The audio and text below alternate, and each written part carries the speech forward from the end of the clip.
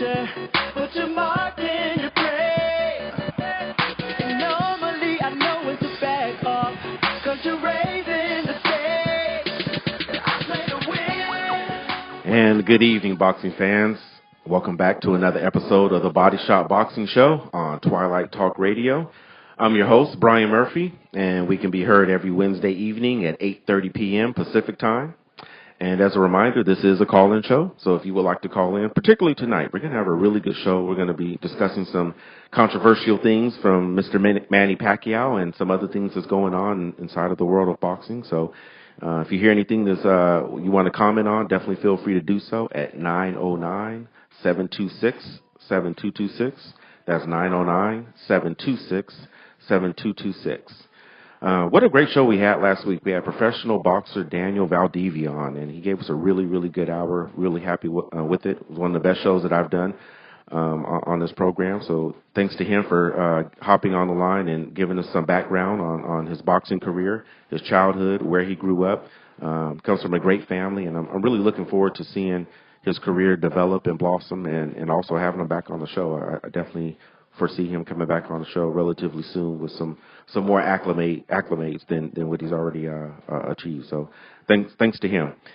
Tonight we have another good show. As a matter of fact, we have the publicist of Daniel Valdivia, Miss Nancy Rodriguez, will be on the show along with J.C.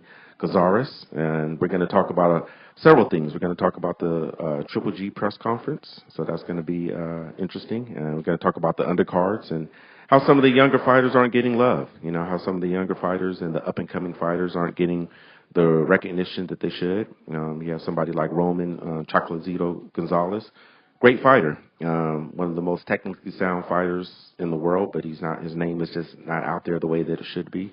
And Nancy attended the press conference and was talking about how he wasn't getting any recognition, along with some other fighters on the undercard. So we'll definitely be jumping into that. Also, be talking about female boxers and how they also aren't getting some of the recognition that they deserve, and not only the limelight, but the financial perspective. You know, they're just not getting anywhere near the paydays of not to mention a Floyd Mayweather, but even a B-level fighter. They're nowhere near on par. So we'll be discussing that as well. And no doubt the comments that Manny Pacquiao said against gays as he's running for Senate in the Philippines. He was asked by a reporter his thoughts on homosexuality, and it's caused a firestorm. He has been let go by a huge major corporate sponsor, Nike. You know, as big as you can get. You can't get any bigger than Nike. So he has been dropped by them, and so we'll definitely be getting into that. Both Nancy and JC are pretty involved in the world of boxing, and Nancy was so awesome to bring by some stuff from the WBC. I'm so thankful for that. Thank you. So I'm going to let both of these two individuals introduce themselves and give a little background on who they are, what they represent, the people that they represent, and their involvement in the sport. So Nancy, if you want to jump in and introduce yourself, go for it. Okay, I'm Nancy Rodriguez, born and raised in Oxnard, California, better known as Boxnard. Have you been there? I was actually in the music industry most of my career. I took some time off to be a mom, and Brandon Rios asked if I could help him with his career, which is where I met you, right, JC? And I worked with him very well for 3 years, from the bottom to the top, to Manny Pacquiao fight. And we separated. It was just a mutual agreement. We separated. Started Supreme Boxing a month and a half later. I started working at the WBC. Well, I didn't start Supreme Boxing by myself. Started it with Hector De La Cruz, an amazing graphic designer. You've probably all seen his amazing designs. And a friend of ours, Alicia Magana from Florida. And from there, our vision was to help the young fighters, and it still is, to help the young fighters get exposure. And it's worked because we have between 5 million to 30 million in audience a week. Mauricio Sulaiman, heard my name around, and We met one day for breakfast, and he asked if I could be a part of the WBC, and I mean, how can you say no to that? You can't. It's an organization that I highly respect. I don't even see it as an organization. I see it as a family. And now more than ever, I'm committed to help the sport in boxing, even if at times I have to taint my own name, because I do have a lot of people that don't like me. But I will fight for these young fighters. I will fight for female boxing. Excellent. And I will speak my mind. Excellent. Yeah, we need more people like that in boxing, because a lot of people kind of just go with the flow, yes. you know, and it's a sport where, you know, or any industry, if you know, people kind of try to tread the line where, you know, everything is good and you don't cause any controversy, but the person that kind of steps out and is the pioneer, the trailblazer, you know, that's kind of a more admirable place to be, because it's more difficult to do that. So hats off to you for doing that. Thank you. Yeah. And JC, if you want to jump in there and tell us a little about your background. Sure. I'm JC Caceres, born and raised in Los Angeles, California, and I'm a son of a fighter. So my father was a fighter. He's a pro. I had some great fights. He was an older gentleman, so he fought in the 20s and 30s, and he fought against some Hall of Famers like Louis Kid Kaplan, which they had like 5 fights. So just growing up in my house, I knew that, you know, boxing was the sport. I got into boxing when I was a kid.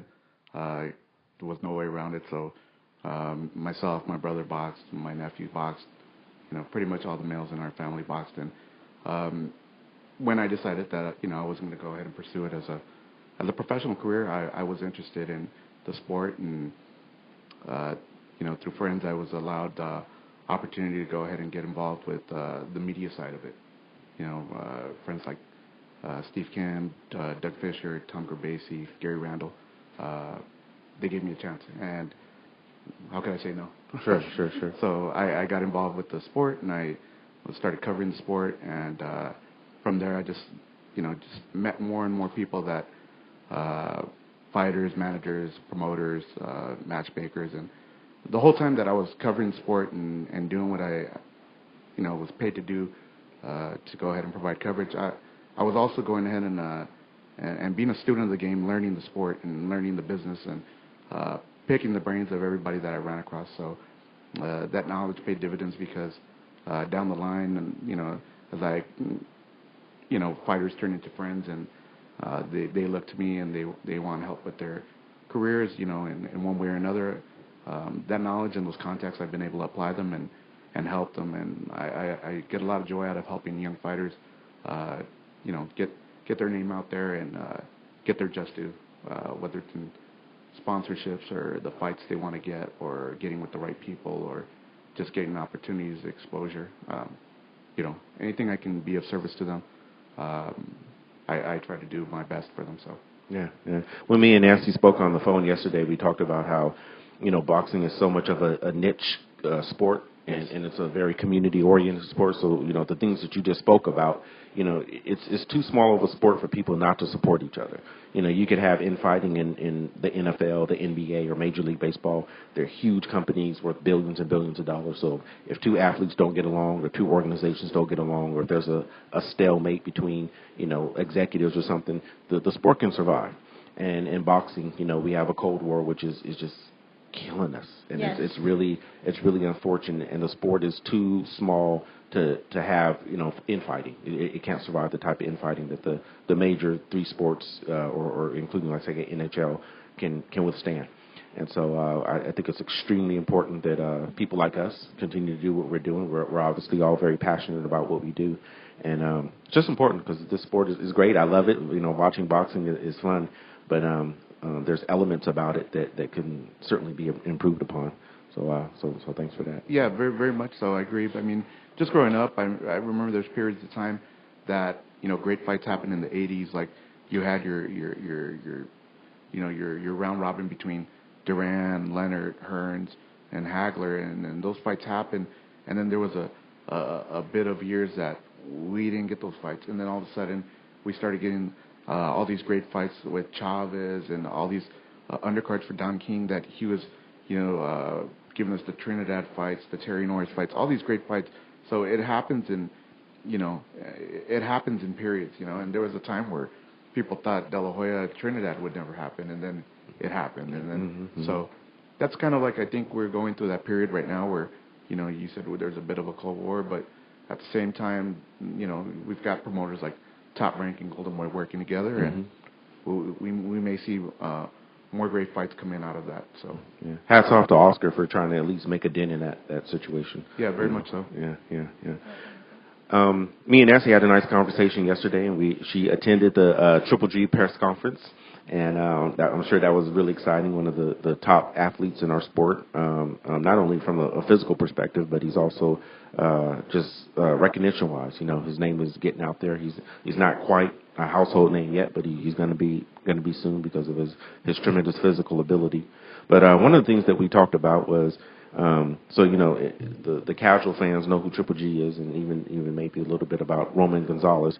But you were talking about how he wasn't getting, the media wasn't talking to him, and even other fighters in the undercard, they weren't getting the press. They weren't speaking to him, and they weren't getting the recognition. That was something that kind of bothered you. We had a nice little conversation about it, so I figured this would be a great place to kind of extend that. Yeah, and actually a lot of people have my phone blew up after that post I did yesterday, and a lot of people want to know what happened. It's not something personal for me. It's for boxing.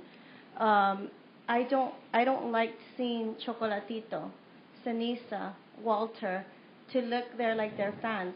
Golovkin is the main event. I understand that, and my respects to him. The line was very long to interview him. The reporters had an opportunity there to get content on Ceniza Estrada, who's going to be one of the female fights. He's going to have 2 female fights in that card. One of the female fights at the Forum, April 23rd. This doesn't work. Sorry. Okay. So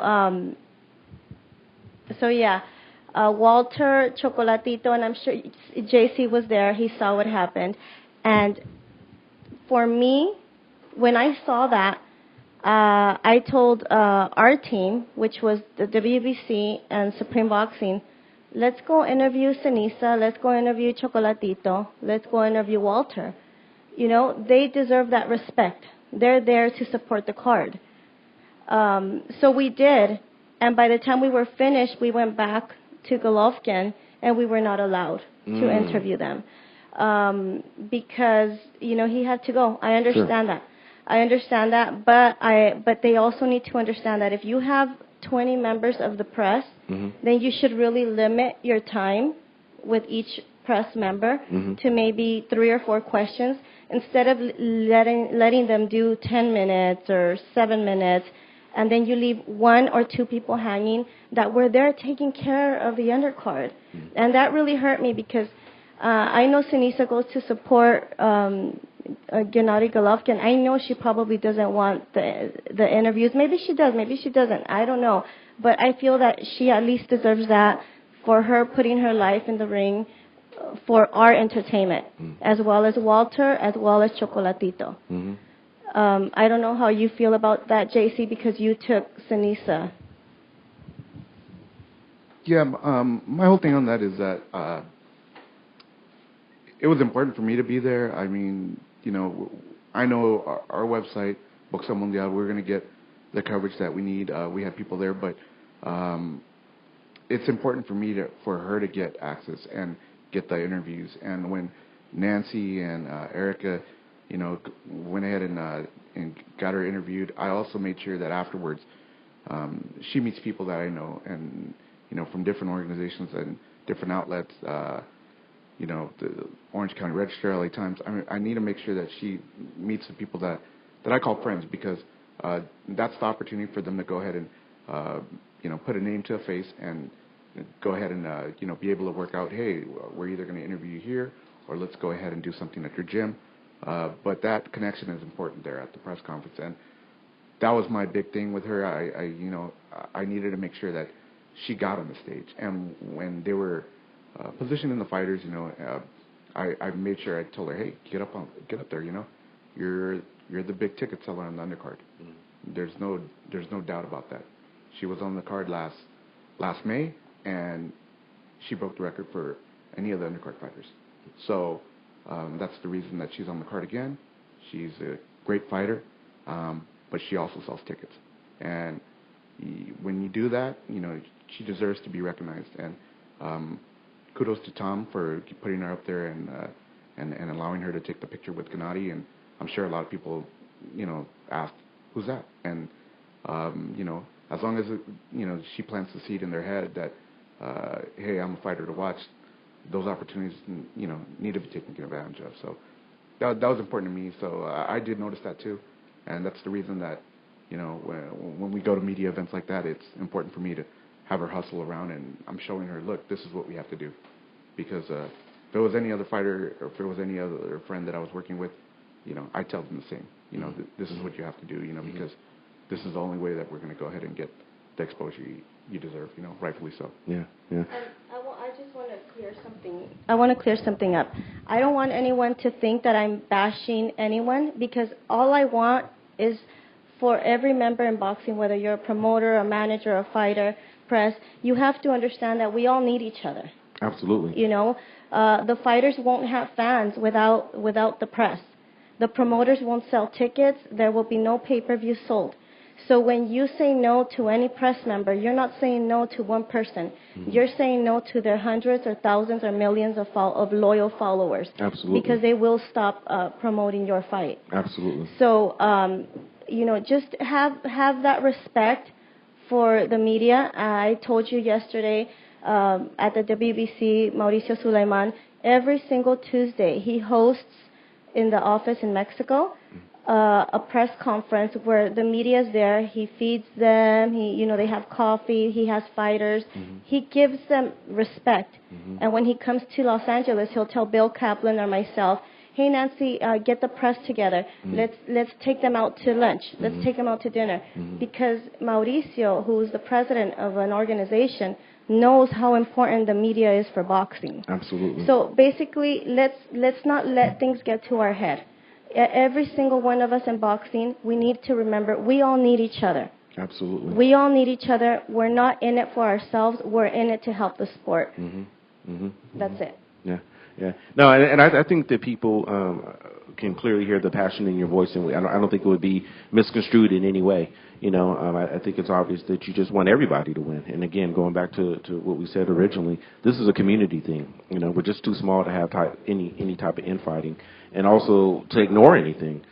Social media is where it's at right now. Of course, you have obviously huge media outlets like NBC, ABC, Fox Sports, ESPN. Those are, your big conglomerate sports outlets. And they're going to do their things, and there's that huge platform. But social media, to me, even though you may have a site that may not have the millions that they're going to have, I still think that is equally as important, because their reach and their tentacles go out to people that maybe aren't going to sit up and watch in NBC. Most definitely. And just to touch upon that, you mentioned earlier that boxing is a niche sport. It's a sport that's followed by its diehards, its followers, people that understand or that love the sport. And those fans, more than anything, their research for news or for any information about it is the internet. Is their mobile devices. These are things that we talk about at the university, and we're talking about in classes about between social media and just your Twitter, your Facebook, your Instagram. Those are the places that people go to for their news. And for boxing, it's very much true. And it's just something that needs to be considered, because you're feeding your fans' needs. So you need to make sure that everyone that's in attendance there, has an opportunity to go ahead and get what they need to be able to provide their readers, their followers, the information they want to see. Yeah. I would like to say something to Magna Media. We need to move with the times. We can't go by Alexa numbers anymore, because unfortunately we live in a day and age where everybody gets their news through Facebook, Absolutely. Through Twitter, through Instagram, through any social media. Why? Because it's easier. Why are they going to click on the website when they can just read it off their feed? Of course. So I think it's time for Magna Media to start looking at the social media numbers as well as the website numbers, but I really think that it's losing importance. I don't know how you guys feel about that, but for me, it sucks. It really does. But social media is where everyone is going for their news. Well, of course, I agree. I think that any industry, whether it be boxing or even, if you're a big company in any industry, if you're not utilizing social media, you're really isolating a huge portion of people that can a huge portion of people that are going to support you. Because there are some people, they're not even going to look at an NBC site for boxing. You know what I'm saying? I've never gone to ESPN to look for some boxing information. You know what I mean? I've never gone to Fox Sports West to look for some boxing information. I've never done that before. So it's definitely crucial that any industry, but particularly boxing, because it is in fact niche, utilize social media to the fullest extent. And so we're looking here at 4.4 million for views on Instagram. No, that's for Maypac. Oh, okay. Okay. I just want you to compare the numbers of boxing, soccer, and football. Okay, so we got 4.4 million for Floyd Mayweather versus Manny Pacquiao, and then we have 114 million for the NFL. That was Super Bowl, and 1.3 billion for I do not know what this other one is. For soccer, okay. Yeah, the World Cup. Okay, yeah. So that, we don't, sorry, didn't know what that one was. So, yeah, so the numbers are obviously huge difference. And so to our overall point that we've sat here and made, if you don't do it, you are definitely losing out on a fan base that would otherwise love to be part of it. Very much so. I mean, I think there's a lot of things that I have a lot to do also in MMA, and I work closely with the UFC and a lot of its fighters, and just there's a lot that boxing can learn from them. Just the way that they've really taken to the internet and social media. They understand that there's so much reach on the internet that in the non-traditional form of a website, and they've really taken advantage of all the different social medias and the different apps available to provide somebody that's on a handheld device or a tablet what they want to see without having to turn on a television. Yeah, and that's very important to keep in mind, and just to remember that as you move forward into promoting fights, because you may get more potential pay-per-views or tickets sold or just eyes on the event itself, if you consider those things. I think it's going to get to a point soon where the companies don't have a choice. The cable companies are losing people left and right, and I'm one of them that they lost. I don't have cable. I have Netflix and a Amazon Fire Stick and Hulu, and I stream and I do all that, and there's no way in hell I'm going back to cable. And it's a situation where times are changing, and we've seen in numerous situations where if an industry doesn't keep up with the times, like you just can't say I'm not going to do it. No, you're going to fail. We saw that with the music industry. The music industry decided that they weren't going to keep up with the times, and certain aspects of the music industry completely collapsed and doesn't even exist anymore. Very, very true. And I mean, one of the things that I commend, the UFC for is that, they understand that they have these main events that either are pay-per-view or on Fox, but they also have undercard fighters, and they said, nobody wins from that fight not being exposed to as many people as possible. So let's take those undercard fights and stream them on Roku, stream them. You can get the UFC, their fight pass, and they're giving the opportunity to all these fighters that are unknown to be seen by others, right. And that's how you go ahead and build a fan base outside of the people you know. And it's a matter of exposure, and that's something that more boxing promoters should really look into, because it's very, very feasible to do. And extremely. It just requires going ahead and putting together the components to allow people to see their fighters fight online and and get the exposure they rightfully deserve. Golden Boy is doing that too with Ring Live TV. They stream their fights free. The undercards, all the Velasco fights that are not televised on Estrella TV, right? They're all streamed online. I believe Top Rank does it too, Top Rank Live. Okay. It's just a matter of promoting them. That's all. It's a matter of us promoting them. And once you have that, people are going to pay attention because you can watch them on your phone. Right. The fights versus having to pay for the pay-per-views and have cable, like you said. Right. And, this is coming from somebody who's 42. But think about the person who's 22.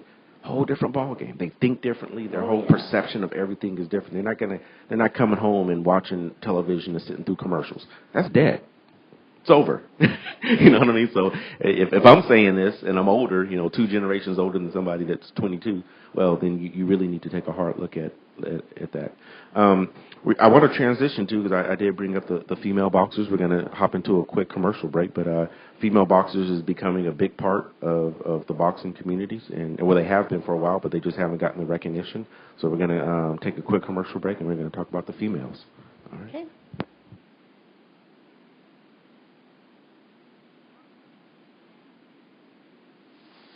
Come on, Bobby. Use a little elbow grease and make this car really shine. Dad, I am. Now use the hose to really blast the underside. Okay, Dad. Hey, not me. Oops. Wow, Dad. Look at how greasy the water is. And it's all going into the street. That's why there are storm drains, I guess. Actually, storm drains were never intended as catch-alls. Detergents, fertilizers, pesticides, motor oil, even pet waste wash into our storm drains and go untreated right into our streams, rivers, ponds, and lakes. That's the water we drink, swim in, boat on, and enjoy. We can prevent stormwater pollution. Learn what you can do. Check the web at thinkbluemaine.org. That's thinkbluemaine.org. Think Blue. In Maine, clean water starts with you. Brought to you by Maine DEP, U.S. EPA Clean Water Act, and Think Blue Maine Partners. It's November, and that means election month. Current and future election hopefuls are prepping speeches and rallying every resource available for the big win. Even if you aren't running for office, you can win big too by planning for retirement. When you decide to retire, the easiest and most convenient way to do it is right from the comfort of your home or office computer. Go to www.socialsecurity.gov, where you can apply for retirement benefits in as little as 15 minutes. In most cases, there are no forms to sign or documents to send. After you submit your electronic application, you're done. You can use My Social Security to obtain a copy of your Social Security statement, to check your earnings record and see estimates of the retirement, disability, and survivor benefits you and your family may receive. No matter who you are voting for this November, you should cast a ballot for yourself and elect to retire or plan for retirement online. And we are back, the Body Shop Boxing Show. I'm your host, Brian Murphy. You're listening to this on Twilight Talk Radio. And again, this is a call-in show, so if you want to call in, you can do so at 909-726-7226. That's 909-726-7226. Talking about some really good things here, so if you want to hop on in, feel free to do so. And also, you can listen to the show online at twilighttalkradio.com. Before we went to break, we talked about boxers not getting any recognition in terms of the undercards, but another group of boxers that don't get nearly the recognition that they should is female boxers, and I know that Nancy wanted to jump into that and speak on that a little bit. Yeah, I just came back from the WBC World Female Convention in Tijuana, Mexico, about 3-4 weeks ago. It was my first female convention, and I have to say I came back more motivated than ever. I want to help any way I can. It's unfortunate that the United States, being such a country that is open to so many things, isn't open to female boxing. Female boxing is big in Europe. They get paid pretty well in Europe. Mm-hmm. In Mexico, they get paid more than here in the U.S. Unbelievable. Because I know female boxers that are champions that have gotten offered $1,500 for a fight. And you know this is true. Mm-hmm. So at the same time, I'm going to go back a little bit to the media. it is, you know, they have their individual responsibility, and they should promote themselves. Like JC tells Anissa, she needs to be there, she needs to be present, she needs to make her name. But the press, why are we not throwing their names out there? Mm-hmm. Why are we more interested in the mailboxing? I understand it's maybe a little more mainstream, but I know that at Supreme Boxing, and especially at the WBC, at Supreme Boxing, we're gonna try to put female fighters at least once or twice a day, and we hope that can help. And we hope that all of the websites, all of our friends, all of our colleagues will join us, and please, you know, promote these female boxers. Help us out. All of you know them. Throw out 1 or 2 names a day, and you have no idea the impact that 2016 can do for female boxing. And JC, I know you helped Sanisa, and I would like, you know, for you to tell us a little bit of her plans. And she's going to be fighting on the undercard April 23rd. Yeah, that was a great opportunity for her to be on the Golovkin card again. Thanks to Tom Loeffler and his staff at K2. They allowed her the opportunity again. And a big part of that was that she's a ticket seller. Mm-hmm. She, by far, in my opinion, I mean, I've been around boxing a long time, but she's very, very talented. She has a, you know, specific skill set, and when she fights, the compliment I get from people all the time that the first time seeing her is, that girl can fight. Wow. That girl can really fight. And I go, yeah, she can. Okay. This is what she does. But along with giving away, you know, entertaining fights and putting on a show for the crowd, she continues to go ahead and build her fan base and get more people interested in coming to see her. Mm-hmm. Because, you know, if a promoter says, well, no one wants to see female boxing, you know, I beg to differ, because people are paying to see her. I beg to differ too. Yeah. Yeah, people are paying to see her, and the number is sufficient enough to not only go ahead and pay for the expenses of her bout, but I'm sure to make money for other people. And you know, she's just one female fighter. There's others, and you know, it'd be nice to go ahead and see them get the opportunities and recognition they rightfully deserve, because they train hard too. Right. They train hard too. Right. And JC, what do you think about what I just said about how would you feel seeing every single website, Boxing Fanatic, Boxing Hype? How would you feel if on a daily basis you would see a female boxer on their feed once a day? I think it's important. I mean, we practice what we preach at Boxeo Mundial. We understand that it's not only male boxers. I mean, in Mexico, because there is a lack of an actual big star in Mexico right now, outside of Canelo Alvarez, weekly on TV, the females drive the television main events.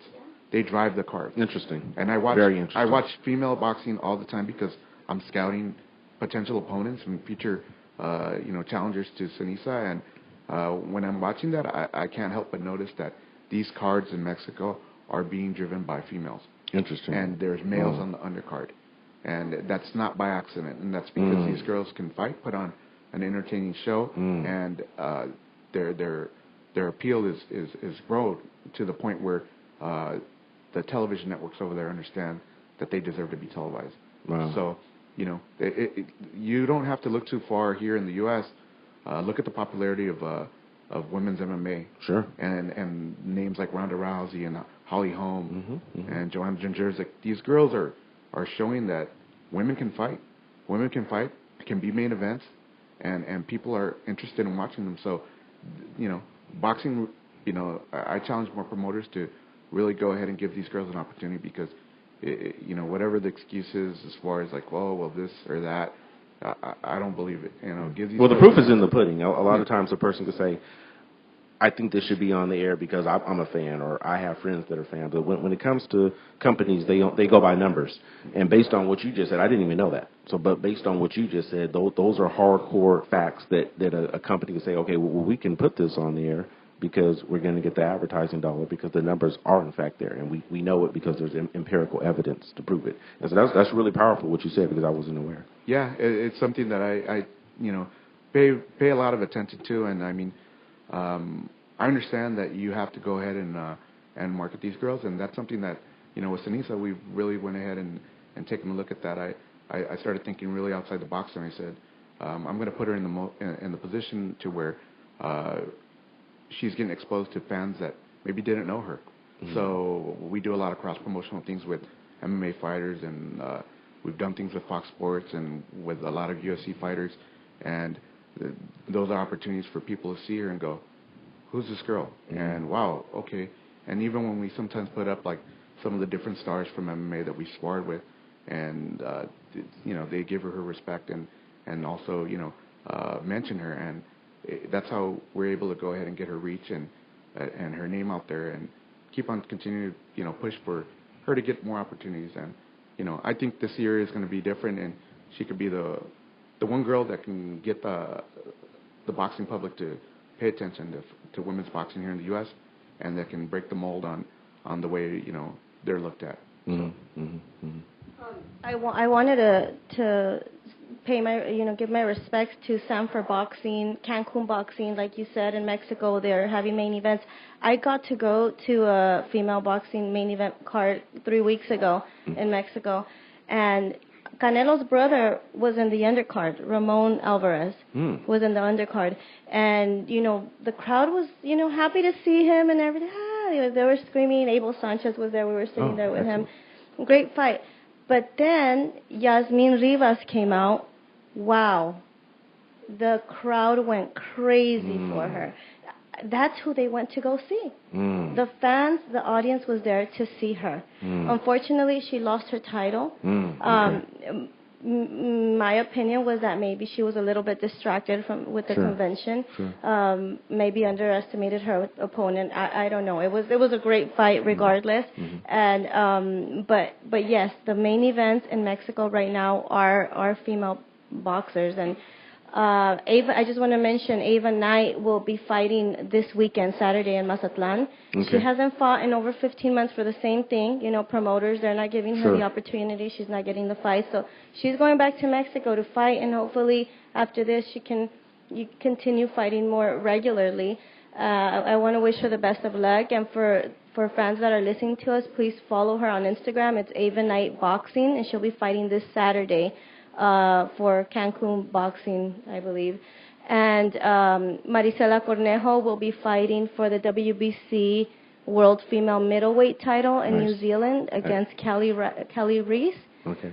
Big fight. Okay. Huge fight for a Mexican-American. There's never been a middleweight, a Mexican-American middleweight. So it's going to be a great fight. Okay. I'm really, really looking forward to these two girls fighting. Well, we wish both of them luck. We've talked a lot about, the people who haven't gotten recognition, the people who, the female boxers, the undercards, and even people who were at the top of their game, but for whatever reason, the reasons that we discussed, they're not, their names aren't getting out there, and that's unfortunate. But we can segue to some people that do have a name, which is Canelo Khan, and definitely the boxing fans certainly know about those two people. Big fight coming up. Khan is, in my opinion, an underdog. I don't think he's gonna be able to overcome Canelo in his power. Although he obviously is quicker, has better hand speed. But I think that Canelo's going to pull this off. You wanted to give some thoughts on the Canelo Khan fight, though? Yeah, at first I didn't really know what to think of. I had heard Oscar while he was in New York attending the Golovkin Lemieux fight. Mentioned that to the media, and I didn't know if he was joking. Right, of course, yeah. But obviously he wasn't, and it's an interesting fight on paper, but it must be recognized that they do fight in two different weight classes. Khan's never even fought at 154, and Canelo's made his home at 154, and he does have a middleweight title, but he's very much could easily be a middleweight himself, and that I think, like you said, Khan does have advantages in speed and footwork, but I don't know that it's enough to beat a big strong boy like Canelo. I don't think that it's enough, and one of the things that we talked about was not necessarily the who's going to win or not going to win, but if Canelo does overcome Khan, which we expect that he will, he needs to fight Triple G. and we talked about the possibility that we think he may not fight Triple G. We talked about that yesterday. What do you think about that? Well, no doubt. After Golovkin and Canelo finish these fights, whether they win or lose, I'm thinking they're going to win. I wish everybody the best of luck, but they're amazing fighters. Those are their voluntary fights. After that, they both have to mandatory fight each other. There's no way out. So, is Canelo going to take Golovkin? Hope so.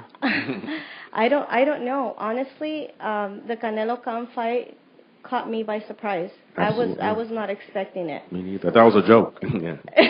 I checked to see if it was April 1st. Yeah. You know, no, I'm kidding. No, but what I do want to say that on a positive note, really quick, for that fight, it's going to be a Muslim. I know I'm going into religion a little bit. It's going to be a Muslim fighting against a Catholic person. Sure. And the WBC has united with Scholas, which is the only foundation that the Pope Francis recognizes. It's his foundation. And that week there's going to be ceremonies all over the world. Wow. It's going to be fighting for peace. And with Canelo and Khan fighting, there's going to be an olive tree planted in Las Vegas. Very nice. In honor of the fight, not their fight, but the fight for peace. And, so it's going to be an interesting week. Look forward for the WBC events. Make sure you're following WBC boxing. And it's going to be a week packed of great activities. It's going to be good. It's going to, the interesting thing about Khan is that I've always said that he makes the best fight actually for Floyd Mayweather.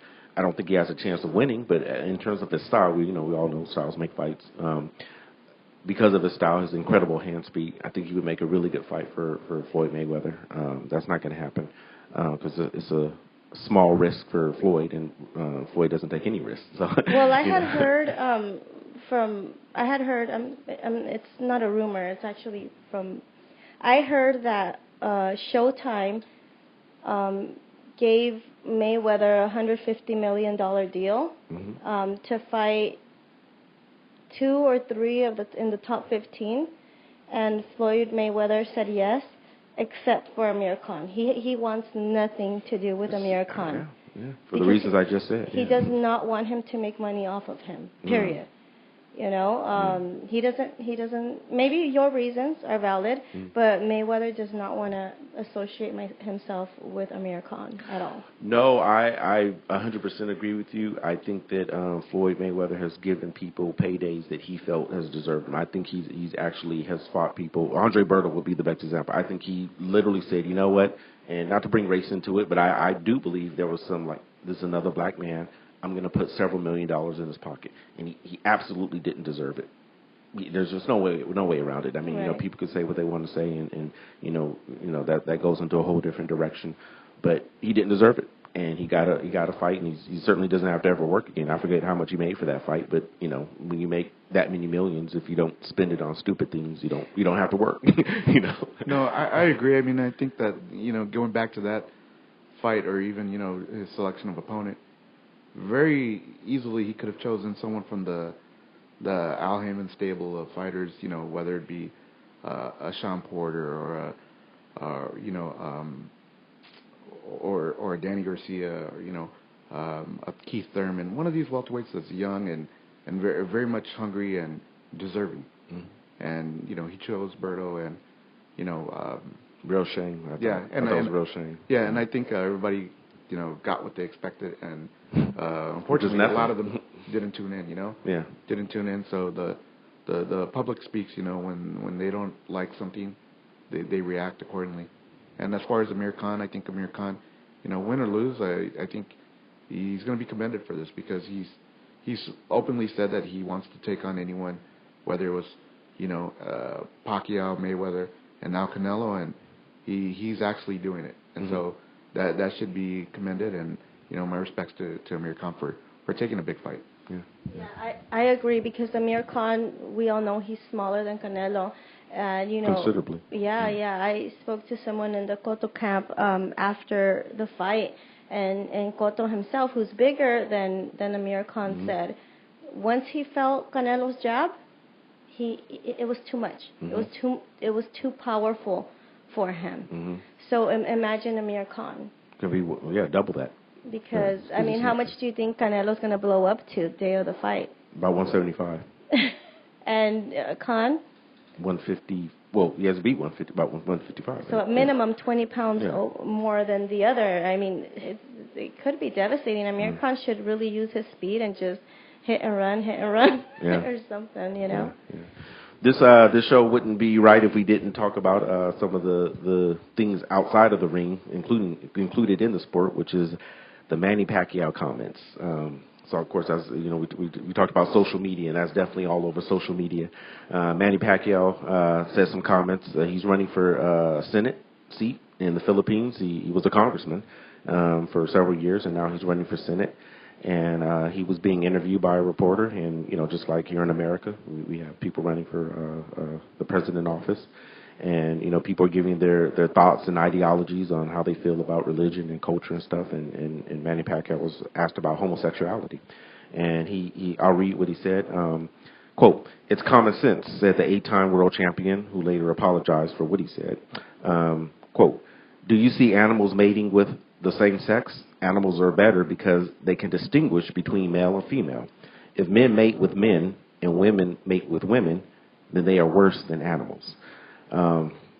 Pretty big statement. It was particularly from a person who's really looked at, and sometimes this word gets overused, but for him is not a god or an icon. I mean, the man is the man. He's known in all four corners of the planet very well.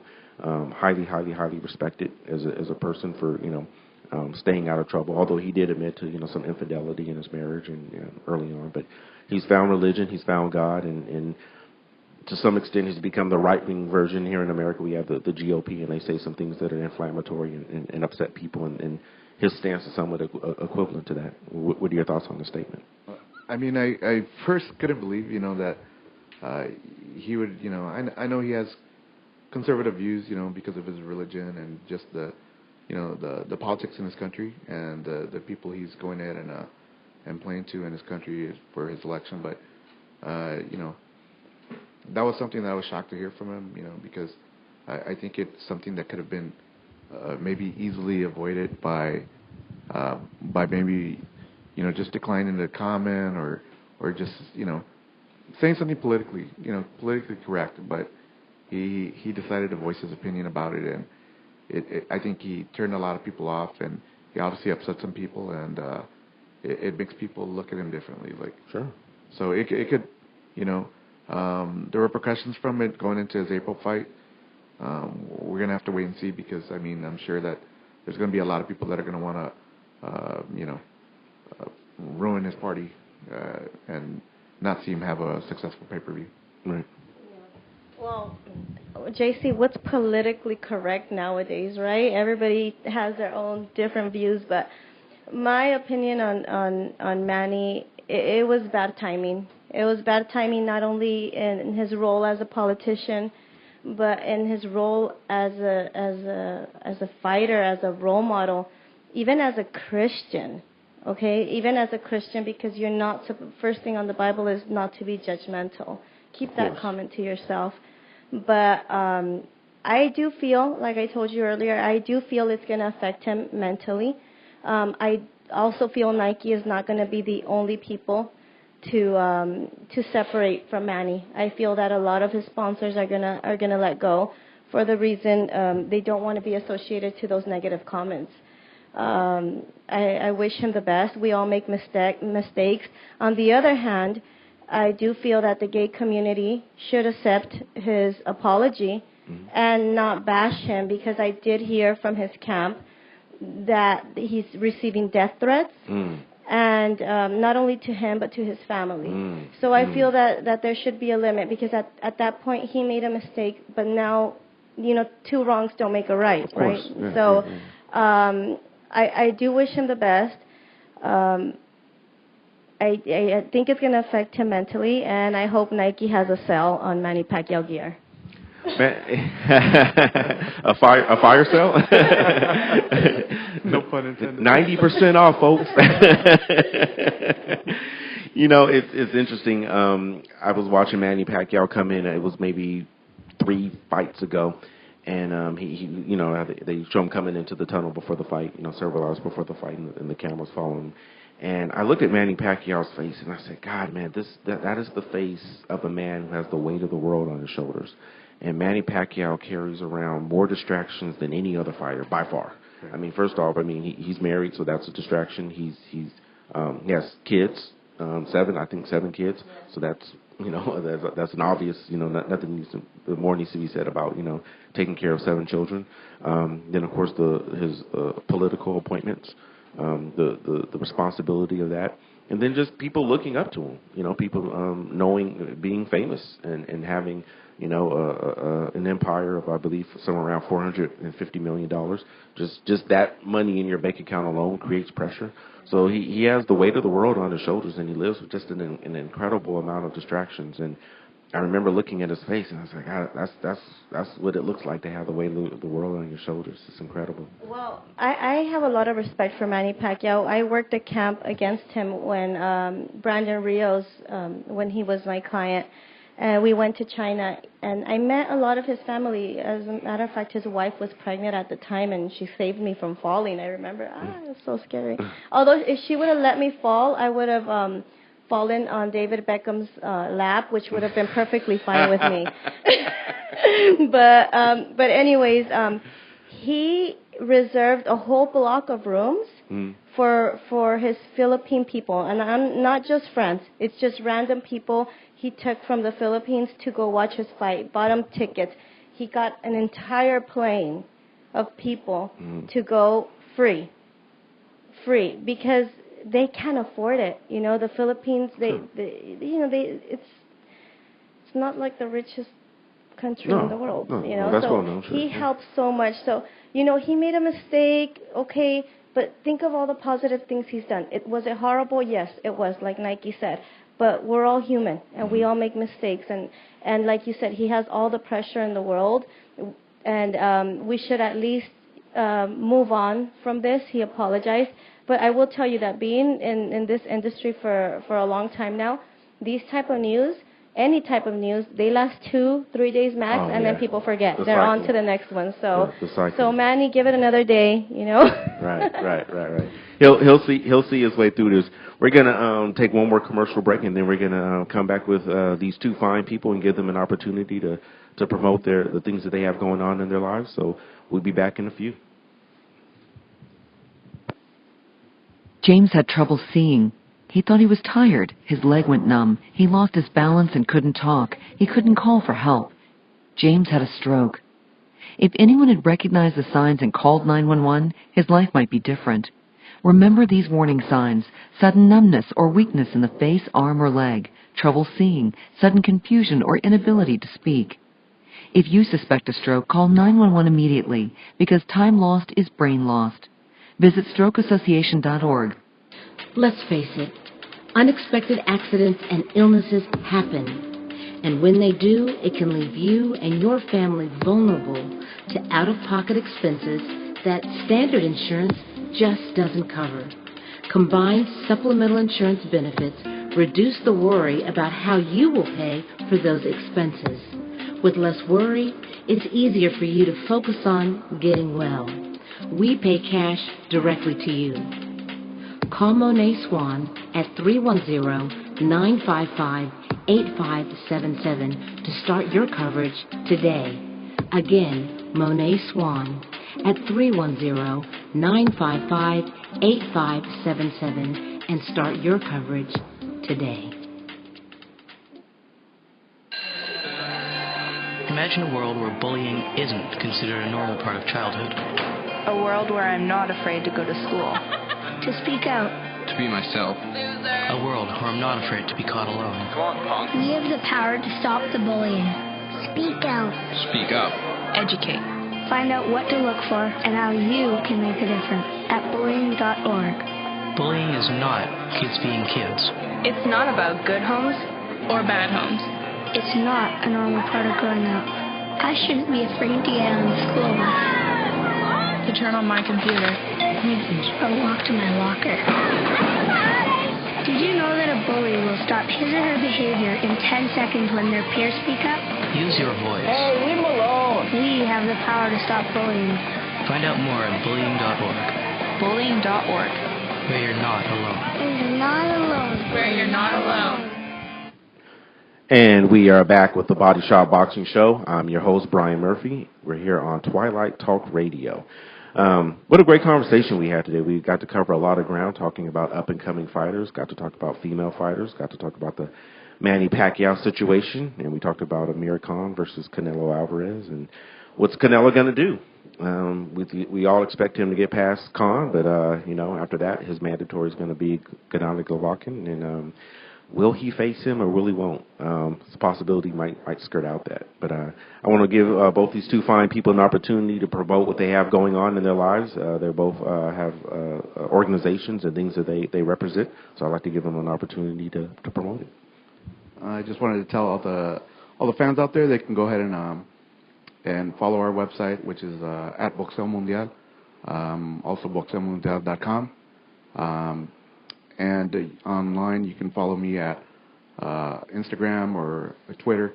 You can follow me at Wildcard King, Wildcard just like the gym, King King.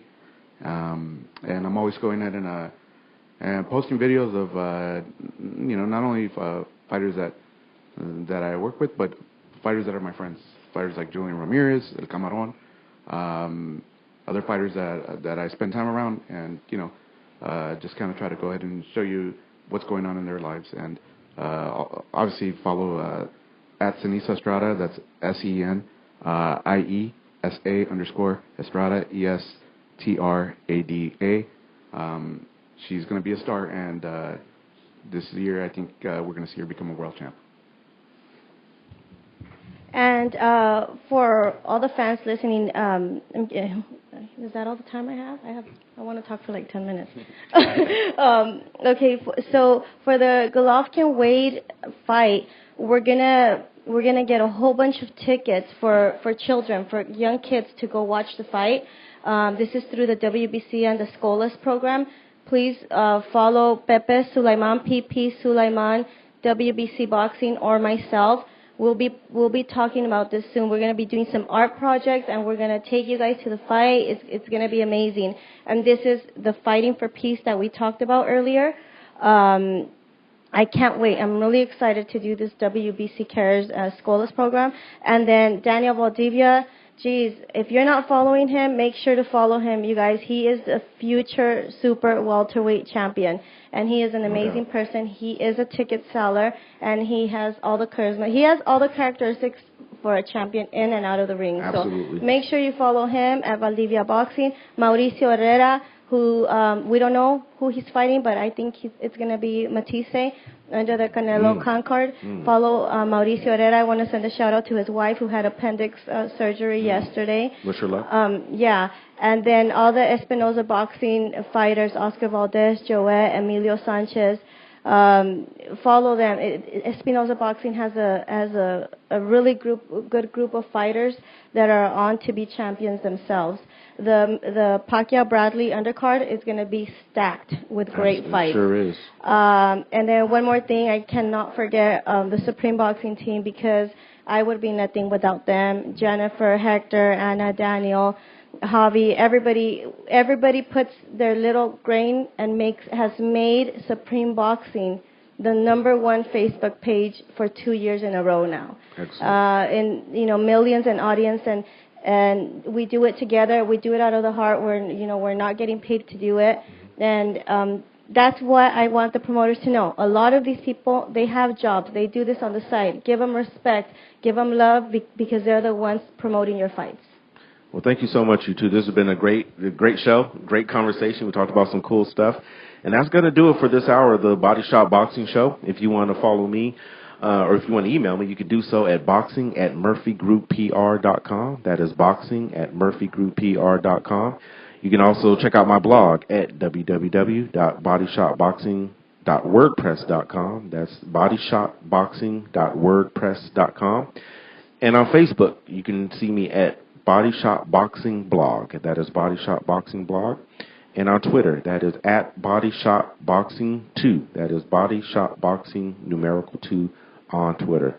Thanks a bunch. We'll be back next Wednesday, 8:30 p.m. Pacific time. Please tune in. Hey, long live boxing, everyone. Have a great night.